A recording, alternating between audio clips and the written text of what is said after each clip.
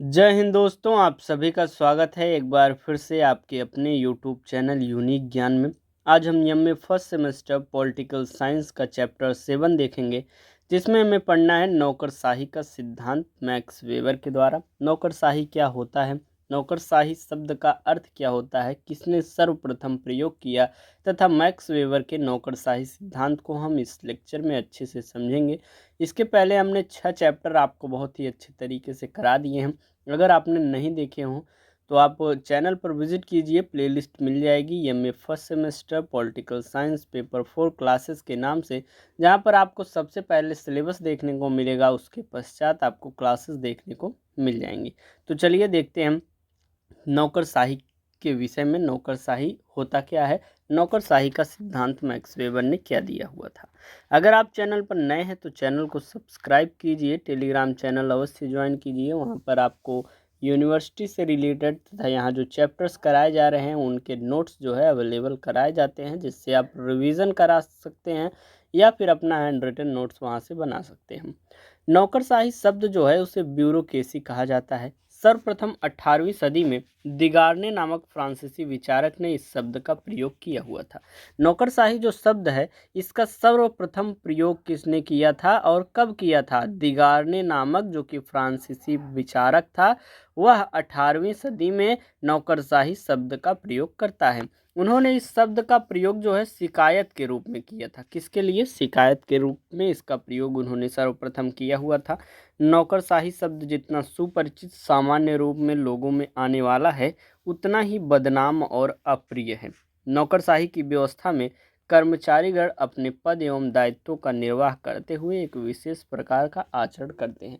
जैसे कि नौकर शब्द से ही आपको पता चल रहा होगा कि क्या होता है नौकरशाही। माइकल क्रोजियर ने क्या लिखा है? माइकल क्रोजियर महोदय कहते हैं कि नौकरशाही एक अस्पष्ट शब्द है। सामान्य बोलचाल की भाषा में प्रायः इस शब्द का प्रयोग होता रहता है, किंतु इसका सही अर्थ स्पष्ट करना कठिन है। उत्पत्ति की दृष्टि से नौकरशाही शब्द जो है अंग्रेजी भाषा के ब्यूरोक्रेसी शब्द का हिंदी रूपांतरण है, जो कि स्वयं फ्रांसीसी भाषा के ब्यूरो से शब्द से बना हुआ है, जिसका अर्थ क्या होता है? लिखना या मेज। जो हमारा एक प्रकार से नौकरशाही शब्द है उसको हम अंग्रेजी भाषा में क्या कहते हैं? ब्यूरोक्रेसी शब्द कहते हैं। और जो ब्यूरोक्रेसी शब्द है वह स्वयं जो है फ्रांसीसी भाषा के कौन से शब्द से आया है? ब्यूरो शब्द से बना हुआ है, जिसका अर्थ क्या होता है? लिखना। लिखने वाली जो मेज होती है या डेस्क होती है उसका अर्थ वही होता है किसका? ब्यूरो का। अर्थात अतः ब्यूरोक्रेसी का अर्थ जो है एक प्रकार से डेस्क सरकार। शाब्दिक दृष्टि से यह एक व्यंग्यात्मक शब्द है। डेस्क सरकार जो कि सरकारी कर्मचारियों को दोषों को व्यक्त करने के लिए सामान्यतः प्रयुक्त होता है। प्रायः सरकारी कर्मचारियों में स्वेच्छाचारिता, लापरवाही, अपव्यय, तानाशाही व संकुचित दृष्टिकोण से लगाया जाता है। नौकरशाही में जो भी सरकार होती है एक प्रकार से उसमें आपको यह बता दिया जाए कि जो निर्वाचित नहीं किए जाते हैं, अर्थात एक प्रकार से जो अपने आधार पर, अपने पढ़ाई लिखाई के आधार पर चुने जाते हैं, ना कि चुनाव के द्वारा उन्हें पद मिलता है, वह नौकरशाही सरकार के अंतर्गत आते हैं। जैसे कि नेताजी हुए, ये सभी सब नौकरशाही के अंतर्गत नहीं आते हैं। जैसे कि आईएएस, पीसीएस, उनके नीचे दरोगा, इंस्पेक्टर, ये सभी जो होते हैं। इंसाइक्लोपीडिया ऑफ ब्रिटेनिका में लिखा गया है कि जिस प्रकार तानाशाही का अर्थ होता है तानाशाह का शासन, प्रजातंत्र का अर्थ होता है जनता का शासन, उसी प्रकार ब्यूरोक्रेसी का अर्थ होता है ब्यूरो का शासन। ये कहाँ लिखा गया है? इंसाइक्लोपीडिया ऑफ ब्रिटेनिका में लिखा गया है। और फाइनल महोदय क्या कहते हैं? फाइनल महोदय के अनुसार नौकरशाही सरकारी अधिकारियों का शासन है। सरकारी अधिकारी में कौन कौन आते हैं हमने पहले से ही आपको बता दिया। जैसे कि प्रशासनिक क्षेत्र में जो अपनी कुशलता के आधार पर, जो अपने पढ़ाई लिखाई के आधार पर, डिग्री के आधार पर पोस्ट प्राप्त करते हैं, वो विभिन्न पेपरों को पास करके दे आते हैं, पद को ग्रहण करते हैं, वो आते हैं नौकर सरकारी में आते हैं। अगला है जॉन ए विग महोदय के अनुसार विकृत एवं परिहास के कारण नौकरशाही शब्द का अर्थ जो है कार्य में घपला, मनमानी, अतिव्यय, हस्तक्षेप तथा वर्गीकरण माने जाना लगा है। और फिर रॉबर्ट सी स्टोन महोदय क्या कहते हैं, वह कहते हैं कि इस शब्द का प्रयोग कार्यालय द्वारा शासन या अधिकारियों का शासन है। सामान्यतः इसका प्रयोग जो है दोषपूर्ण प्रशासनिक संस्थाओं के संदर्भ में किया जाता है। चैप्टर स्टार्ट होने पर ही हमने आपको बता दिया था, यह जितना ही एक प्रकार से दैनिक जीवन में प्रयोग होने वाला सुलभ शब्द है, उतना ही अप्रिय और बदनाम शब्द भी माना जाता है। क्या लोकप्रिय शासन में, जो कि नौकरशाही है। नौकरशाही की सबसे अच्छी परिभाषा जो है मैक्स वेबर ने 1920 ईस्वी में प्रकाशित अपनी पुस्तक सामाजिक और आर्थिक संगठन के सिद्धांत में की। उनके अनुसार नौकरशाही शब्द क्या है, उसकी विशेषताएं क्या है, क्या कहते हैं मैक्स वेबर, वह कहते हैं कि संगठन में प्रत्येक सदस्य को विशेष दायित्व सौंपे जाते हैं। दूसरा, वह बताते हैं सत्ता का विभाजन कर लिया जाता है ताकि प्रत्येक सदस्य अपने सौंपे गए कार्य को कर सके।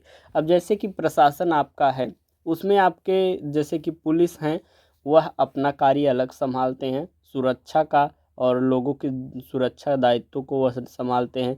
वित्तीय जो भी बना दिया गया है, वित्तीय कार्य जो होते हैं कर्मचारी, वह वित्तीय कार्यों को संभालते हैं। सड़क एवं परिवहन अलग कर दिया गया है, वह सड़क एवं परिवहन के सभी कार्यों को देखते हैं। तो इस प्रकार अलग अलग कार्य विभाजन कर दिया जाता है और फिर अलग अलग सदस्य जो है अलग अलग अपने कार्यों को करते हैं।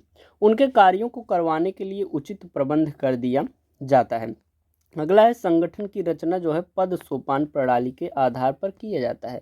आपको देखने को मिला होगा कि हर एक प्रशासन में पद सोपान प्रणाली अर्थात एक प्रकार से सीढ़ी नुमा आपको देखने को मिलेगा। जैसे सबसे ऊपर आपका हो जाएगा आईएएस पीसीएस, उसके बाद फिर दरोगा इंस्पेक्टर्स जो भी आते हैं, फिर ये सभी लोग एक प्रकार से पद क्रमानुसार जुड़े होते हैं। सबसे ऊपर जो आदेश दिया जाएगा वह नीचे तक पहुंचता है और सभी उसका पालन करते हैं। इसमें लिखित दस्तावेजों और अभिलेखों को अधिक महत्व दिया जाता है। अब जो है संविधान के आधार पर शासन चल रहा है, तो उसमें जो भी रूल कायदे लिखे गए हैं, जिन कार्यों को करने के लिए अलग अलग जो भी शासन बना दिए गए हैं, रूल बना दिए गए हैं, उन्हीं के आधार पर वे चलते हैं।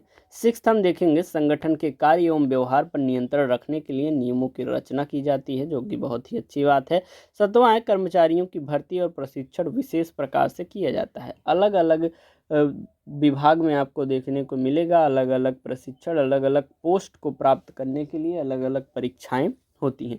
ये तो रही नौकरशाही के विशेषताओं की बात, किसके अनुसार, मैक्स वेबर के अनुसार। अब हम देखेंगे नौकरशाही के दोष को। नौकरशाही को आज सम्मान की दृष्टि से नहीं देखा जाता। कुछ विद्वान जैसे कि रैमजे म्योर और लॉर्ड हेवार्ट ने अपने विचार में नौकरशाही की उपेक्षा की हुई है। लॉर्ड हेवार्ट ने अपनी पुस्तक नवीन निरंकुशता में लिखा है कि नौकरशाही वर्तमान समय में जनसाधारण की मांगों की उपेक्षा कर रही है और जनता को सेवक की दृष्टि से देखती है, और ये सब होते हुए भी सरकारी कर्मचारी अपने को जनता का संरक्षक मानते हैं और कठोरता से नियमों का पालन कराते हैं, जिस कारण प्रशासनिक कार्यों में विलंब होता है और इस प्रकार विभिन्न विभागों में नौकरशाही शक्ति के लिए संघर्ष में लगे रहते हैं, जिसके कारण वे लोकहित को भुला देते हैं और वे अपने को साधारण जनता से श्रेष्ठ मानते हैं, जनता के साथ मिलजुल कर कार्य नहीं करते हैं। एक प्रकार से जो भी प्रशासनिक अच्छे पदों पर होते हैं, उनको कहा गया है कि कुछ लोग ऐसे होते हैं कि जो अपने आप को जनता से अलग मानते हैं, परंतु उन्हें बनाया किस लिए गया है, उनका पद किस लिए दिया गया है, जनता की सेवा करने के लिए। लेकिन वह यह भूल जाते हैं, लोकहित को भुला देते हैं और वह अपने आप को जनता से श्रेष्ठ मानने लगते हैं, जो कि नौकरशाही के एक प्रकार से दोष है। नेक्स्ट हम देखेंगे नौकरशाही में प्रत्येक विभाग अपने को अलग इकाई मानकर कार्य करते हैं और कर्मचारी यह भूल जाते हैं कि सब एक ही सरकार के अधीन हैं, इसलिए इसमें सामंजस्य का अभाव पाया जाता है। जैसे कि अलग अलग विभाग बना दिए गए हैं, जैसे कि टेक्सटाइल का अलग बना दिया गया है, कपड़ा का अलग बना दिया गया है, परिवहन का अलग बना दिया गया है, आपका अलग अलग कोल माइनिंग, ये सभी चीज़ें अलग बना दी गई हैं, सिंचाई की अलग बना दी गई हैं, कृषि का अलग बना दिया गया है और वित्त तो अलग है ही। तो आपस में जब ये मिलकर अपने बातों को रखेंगे और सामंजस्य बनाकर कार्य करेंगे तो उनका कार्य अच्छे से होगा। परंतु ये विभाग जो है अपने आप को अलग अलग मानते हैं, उनके कार्य में वो हस्तक्षेप करते हैं कि कृषि को कैसे इतना पैसा मिल गया, कैसे इतना वित्त ने उनको प्रोवाइड करा दिया वो ज़्यादा कार्य करें। आप सामंजस्य बनाकर कार्य करिए, सभी लोग समान रूप से लोगों के हित के बारे में सोचिए, तब जाकर अच्छा कार्य होगा। लेकिन अलग अलग नौकरशाही में हमें विभाग में अपने आप को अलग अलग इकाई मानकर देखने को मिलता है। नौकरशाही व्यवस्था में कर्मचारी पुराने तरीकों को आसानी से छोड़ना नहीं चाहते और नवीन व्यवस्थाओं को आसानी से स्वीकार नहीं करना चाहते, क्योंकि जो नवीन व्यवस्थाएं आ रही हैं उनसे उनको कार्य करने में आसानी होगी, परंतु वह पुराने व्यवस्था को अपनाए बैठे हैं। और पुरानी व्यवस्था को इसलिए अपनाए बैठे हैं कि उसी में उनको कार्य करने का एक प्रकार से आदत पड़ गई है और वो उसको अच्छे से सीख गए हैं। तो नई चीज़ें सीखने के लिए वह प्रेरित नहीं है, यह भी एक प्रकार से दोष है। विकासवादी प्रशासन के युग में कर्मचारी कार्यों में विलंब करते हैं, जिसके कारण प्रशासन की अकुशलता तथा लाल फीताशाही में वृद्धि होती है। इस प्रकार नौकरशाही की शक्तियों में निरंतर वृद्धि हो रही है, जिससे कि नागरिक स्वतंत्रता के लिए बाधा उत्पन्न हो सकता है। लॉर्ड हेवार्ड ने इसी आधार पर उन्हें नवीन निरंकुशता की संज्ञा दी हुई है। नौकरशाही के दोष विकसित होने के कारण प्रजातंत्र में सत्ता का निवास साधारण जनता में माना जाता है। पहले जनता स्वयं कानून बनाती थी और उसे लागू करती थी, लेकिन आज राज्यों का आकार जो है और जनसंख्या में वृद्धि होने के कारण अब असंभव नहीं रहा है, एक प्रकार से संभव नहीं रहा है कि प्राचीन कालीन यूनानी नगर राज्यों की तरह जनता स्वयं शासन संबंधी निर्णय करे। अतएव अब जनता अपने चुने हुए प्रतिनिधियों से काम चलाती है। पहले क्या होता था कि जनता कम रहती थी, जनसंख्या कम रहती थी, वह स्वयं से कानून बनाती थी और उसका पालन किया जाता था। परंतु इस समय में जनसंख्या इतनी ज़्यादा हो गई है कि यह मुमकिन ही नहीं है कि जनता कोई कानून बनाए और उसे लागू किया जाए।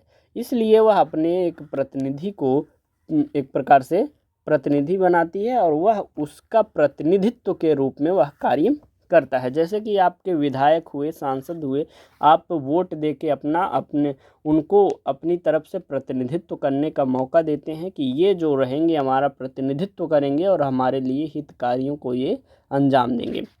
आगे हम देखेंगे, जहां प्रतिनिधि सांसद विधायक के रूप में प्रभावशाली स्थिति में होते हैं, सांसद को प्रमुखता प्राप्त होती है और कार्यकारिणी संसद के प्रति उत्तरदायी होती है, उसे संसदात्मक या मंत्रिमंडलात्मक व्यवस्था, तथा जहां शक्ति के पृथक्करण कारण कार्यकारिणी विधायिका के प्रति उत्तरदायी नहीं होती है, उसे अध्यात्मक व्यवस्था कहते हैं।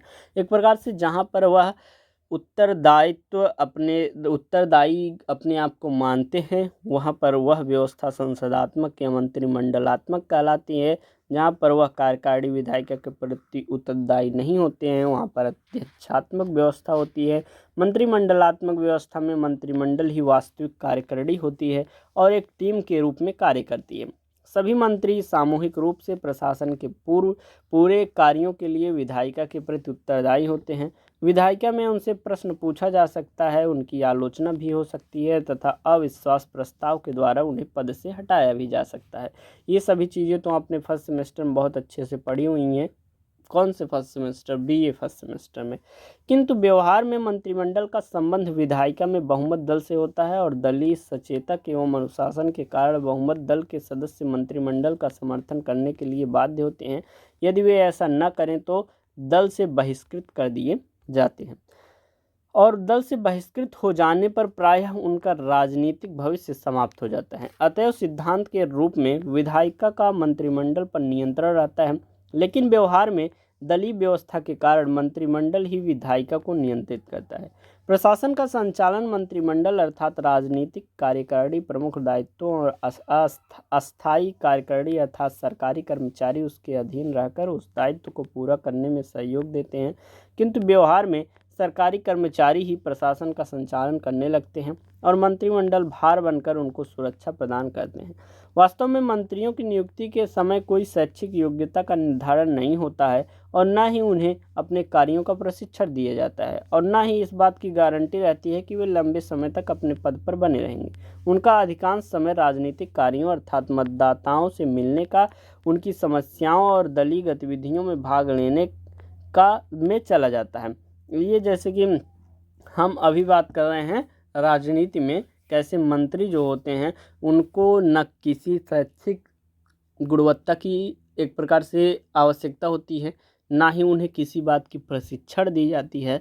वह केवल चुनाव में खड़े होते हैं और मत लेकर अपने सभी एक प्रकार से जनता का दिल जीतकर उनके वोटों को लेकर वह मंत्री बन जाते हैं। परंतु हम इसके विपरीत देखें, जो कि हमारा नौकरशाही एक प्रकार से नौकरशाही संबंध है, नौकरशाही सरकार है, इसमें जो है सरकारी कर्मचारी का चयन योग्यता के आधार पर होता है। कैसे कि योग्यता के आधार पर उनका चयन होता है। उन्हें अपने कार्यों का प्रशिक्षण भी दिया जाता है और सेवानिवृत्ति तक अपने पद पर बने रहते हैं। लेकिन जो मंत्री होते हैं उनका तो कोई भी एक प्रकार से हमेशा के लिए वह नहीं होते, सिर्फ 5 साल के लिए होते हैं, फिर से उन्हें चुनाव लड़ना होता है। परंतु जो योग्यता के आधार पर आते हैं, सरकारी कर्मचारी बनते हैं, उनका चयन योग्यता के आधार पर होता है और वह सेवानिवृत्त तक अपने पद पर बने रहते हैं। इसलिए उनके पास प्रशासनिक कार्य करने के लिए पर्याप्त योग्यता, प्रशिक्षण एवं अनुभव तथा समय होता है।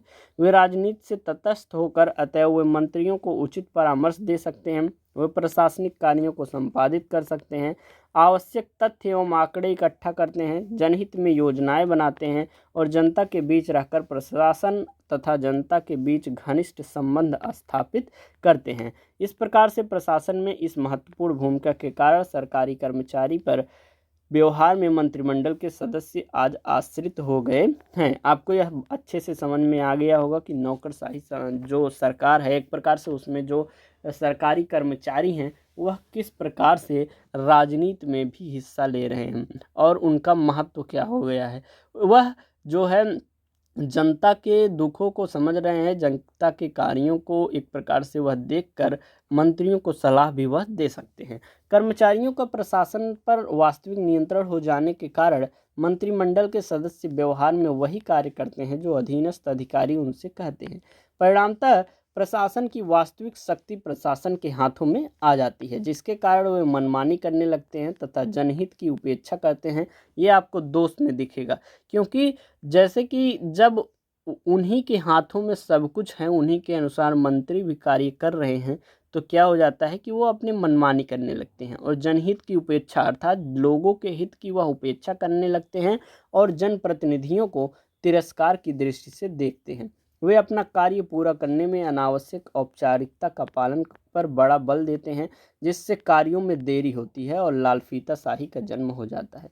वे प्रायः निषेधात्मक मनोविज्ञान से प्रभावित होते हैं और नौकरी की सुरक्षा के कारण कार्य में विशेष रुचि नहीं लेते हैं और सामाजिक परिवर्तनों के कार्यक्रमों में बाधाएं उत्पन्न करते हैं। वे अपने महत्व को प्रदर्शित करने के लिए प्रायः निरंकुश व्यवहार करते हैं और कभी कभी यह भी देखने को मिला है कि अहम भाव से प्रेरित होकर एक विभाग के कर्मचारी दूसरे विभाग का सहयोग नहीं करते हैं, जिस कारण जनता की समस्याएं बढ़ती हैं। बस आपको ध्यान से सुनते रहना है, यह आपके दैनिक जीवन से संबंधित है। आपको देखने को मिलेगा कि प्रशासनिक तौर पर ही नहीं, आपके समाज में, आपके लोगों के बीच भी ऐसा देखने को मिलता है कि लोग अहम के कारण, एक अहंकार के कारण एक दूसरे का सहायता करना बंद कर देते हैं और जिससे लोगों को समस्याएं उत्पन्न होती हैं। सरकारी कर्मचारी प्रत्यक्ष रूप से जनता के प्रति उत्तरदायी नहीं होते। विधायिका के सदस्य मंत्रियों के कर्मचारियों के विरुद्ध जो प्रश्न पूछते हैं या नियंत्रण लगाने का जो उपाय करते हैं, वह जो है इसलिए प्रभावहीन हो जाते हैं कि मंत्रिमंडल के साथ जुड़ा हुआ बहुमत विधायिका में उसकी रक्षा करता है।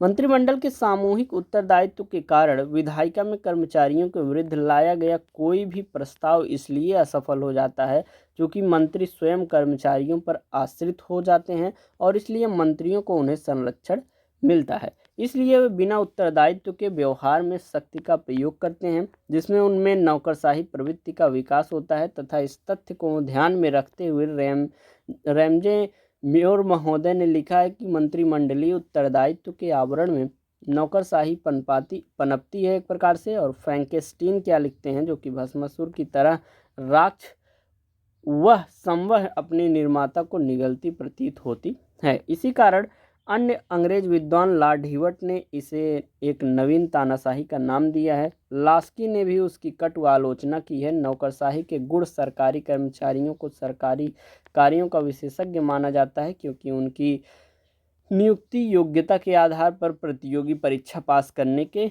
बाद होती है तथा उन्हें अपने कार्यों का योजनाबद्ध प्रशिक्षण दिया जाता है। वे अपने पद पर अस्थायी रूप से कार्य करते हैं।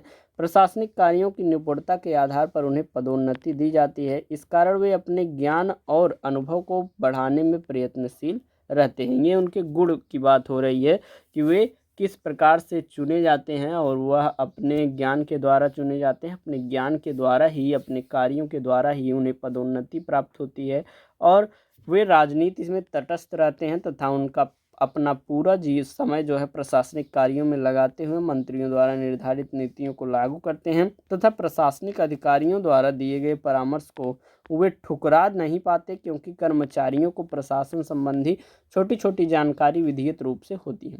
इसी कारण मंत्रिमंडल पूरी तरह से कर्मचारियों पर निर्भर हो जाती है। Professor KV. राव ने लिखा है कि प्रजातंत्र अनुभवहीनों की सरकार है, जबकि सरकार का एक तकनीकी मामला है।